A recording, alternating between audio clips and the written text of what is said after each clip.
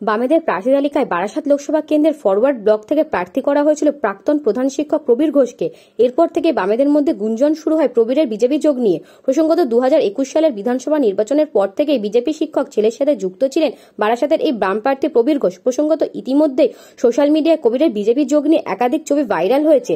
পাশাপাশি সোশ্যাল মিডিয়ায় প্রশ্ন তোলা হয়েছে, বামেরা কি তাহলে নিজ ইচ্ছায় বিজেপির বি টিম হয়ে খেলার চেষ্টা করছে? সূত্রের খবর, এরপর সিপিএম এর বিধানসভা কমিটির বৈঠকে বাম প্রার্থী প্রবীর ঘোষের বিজেপি যোগ নিয়ে আলোচনা হয়। বামেদের মধ্যে কমিটির বৈঠকে সিদ্ধান্ত হয়েছে প্রবীর ঘোষকে বারাসাত লোকসভা কেন্দ্রের প্রার্থী পদ থেকে সরিয়ে দেওয়া হবে।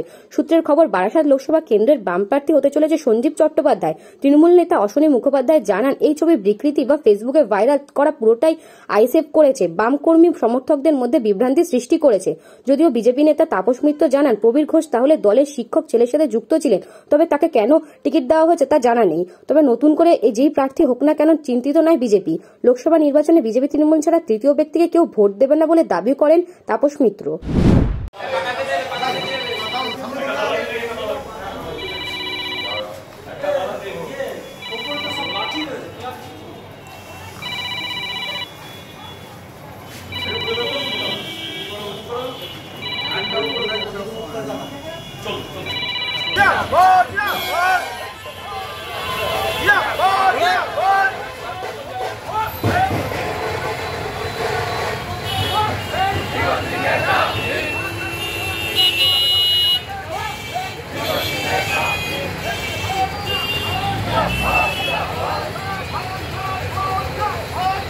এটা ফরওয়ার্ড ব্লকের আভ্যন্তরীণ ব্যাপার, দলীয় ব্যাপার। এই ব্যাপারে আমরা কোনো মন্তব্য করব না। তারা কাকে প্রার্থী করবে না করবে সেটা তাদের ব্যাপার। কিন্তু তিনি প্রবীরবাবু আমাদের দলের একটা সময় টিচার সেলের সদস্য ছিলেন। দলীয় কার্যক্রমে আমার সঙ্গে বিভিন্ন জায়গায় তিনি গেছেন। এখন তাকে ওনারা প্রার্থী করেছেন, সেটা ওনাদের ব্যাপার। কারণ ফরওয়ার্ড ব্লক এমনি তাদের প্রার্থী হওয়ার মতন লোক নেই। ওই সবেদন নীলমণি একজনই আছেন ফরওয়ার্ড ব্লকের এই মুহূর্তে বেঁচে, সেই সঞ্জীব চট্টোপাধ্যায়। ঘুরিয়ে ঘুরিয়ে তিনিও প্রার্থী হতে চেয়েছিলেন। তা একটা ইস্যু তৈরি করতে হবে, সেই জন্য ওনাকে বাতিল করার জন্য এই ইস্যুটা তৈরি করেছেন। তবে যাই হোক না কেন, ফরওয়ার্ড ব্লকের পশ্চিমবঙ্গের মানুষের আর কোনো তাদেরকে নিয়ে ভাবছে না। ভারতীয় জনতা পার্টি বারাসাত লোকসভা কেন্দ্র থেকে বিপুল ভোটে জয়যুক্ত হবে।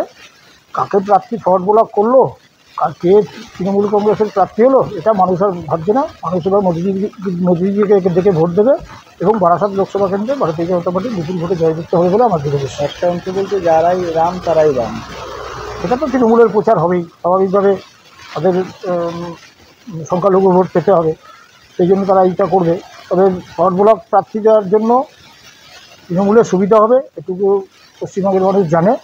সুতরাং আর তৃতীয় কোনো পক্ষকে মানুষ ভোট দেবে না। সরাসরি লড়াই ভারতীয় জনতা পার্টির সঙ্গে তৃণমূল কংগ্রেসের হবে এবং তৃণমূল কংগ্রেস বারাসাত লোকসভা কেন্দ্র সহ পশ্চিমবঙ্গের একাধিক লোকসভা কেন্দ্রে পর্যদস্ত হবে বলে আমার দেশে আজকেই অমিত শাহ বলে গেছেন।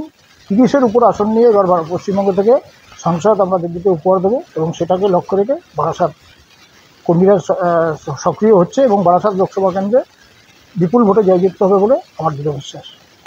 প্রথমে আমি বারাসাতবাসীর কাছে ক্ষমা চেয়ে নিই। আমরা যাকে প্রার্থী হিসেবে ঘোষণা করেছিলাম প্রবীর ঘোষ, গতকাল থেকে তার বিরুদ্ধে অভিযোগ আসতে শুরু করে তিনি বিজেপির সঙ্গে সরাসরি তার শিক্ষক সংগঠনের সঙ্গে যুক্ত। ফরওয়ার্ড ব্লক নেতাজি সুভাষচন্দ্র বসুর দল। ফরওয়ার্ড ব্লকের প্রতিনিধিত্ব করার জন্য শ্যামাপ্রসাদ মুখার্জির দলের সহযোগিতা লাগবে না। সেই জন্য আজকে কমরেড নরেন চট্টোপাধ্যায়, কমরেড বিমান বসু তারা কলকাতায় বসে বামফ্রন্টে সিদ্ধান্ত করেছেন, আমাদের পার্টিতে সিদ্ধান্ত হয়েছে প্রবীর ঘোষ বারাসাত লোকসভাতে তিনি প্রতিদ্বন্দ্বিতা করছেন না। আপনাকে তো প্রার্থী করা হবে। হ্যাঁ, দল এবং বামফ্রন্ট আমাকে প্রার্থী করেছেন। আমি মানুষের সঙ্গে থেকে মানুষের সঙ্গেই লড়ব। আর আমার কাছে নির্বাচনী রাজনৈতিক লড়াই, ফলে আশা করছি এই লড়াইতে আমরা জয়লাভ করব। আর একটা প্রশ্ন, যেটা প্রার্থী তো আপনাদের ফরওয়ার্ড ব্লকের আপনি বলছেন বিজেপির সাথে তিনি শিক্ষক সংগঠনের সঙ্গে যুক্ত, এরকম একটা অভিযোগ উঠেছে, কিন্তু আপনারা কি সেটা কি জানতে পারেনি? জানলে ফরওয়ার্ড ব্লকের মতো দল জানলে কখনো এরকম মানুষকে প্রার্থী করা হয়? তার নামে মিছিল শুরু হয়েছে, মিটিং শুরু হয়েছে, দেয়াল লেখা শুরু হয়েছে।